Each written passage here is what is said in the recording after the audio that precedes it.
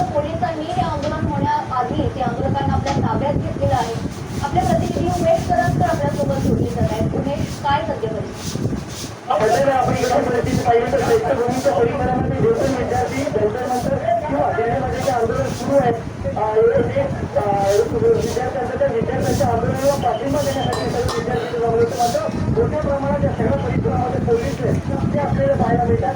या विद्यार्थ्यांना इथे जमवून दिलं जात नाही किंवा त्यांना त्यांचे काय मागणी आहे किंवा सरकारचा त्यांना निषेध जो करायचा ते त्याला करून दिला जात नाही. सर्व विद्यार्थ्यांना त्या आळीपाळीने ताब्यात घेण्यात येते. आता तिसरी गाडी यायला तिथे विद्यार्थ्यांच्या गाडीमध्ये काही विद्यार्थी आले, त्यांना लगेच त्या गाडीमध्ये टाकण्यात आला आणि विद्यार्थ्यांना इथून काढण्यात येते.